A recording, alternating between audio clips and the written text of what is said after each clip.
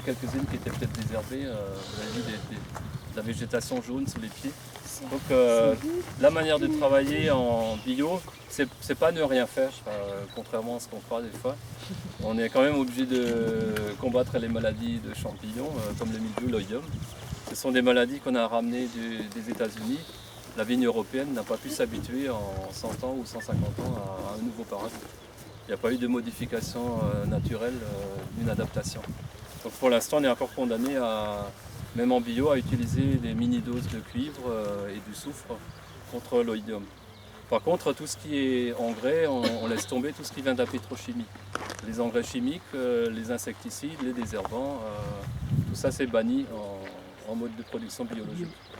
Et le but c'est de revenir à un équilibre naturel, parce qu'une plante qui n'est pas surnourrie ou nourrie artificiellement, elle a des capacités de résister un minimum à des maladies.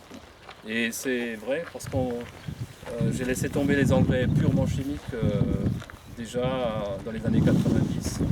J'ai laissé de côté les désherbants pour les vignes plus larges qui étaient mécanisables au début des années 2000. Et puis la dernière étape, c'était de demander officiellement une conversion pour avoir un label depuis 2008. Il y a 3 années qu'on appelle en conversion, pendant lesquelles on produit en biologique, mais on n'a pas le droit de le mentionner sur les étiquettes.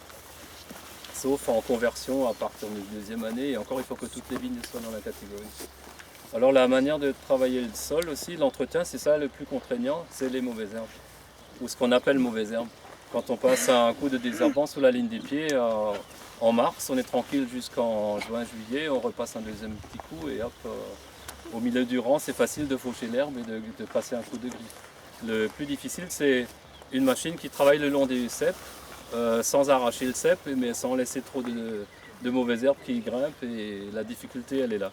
Et toutes ces machines coûtent beaucoup plus cher puisqu'il y a des systèmes d'effacement hydraulique, des capteurs de pression qui repoussent les sols. Vous verrez toutes ces machines tout à l'heure quand on passera à l'expo.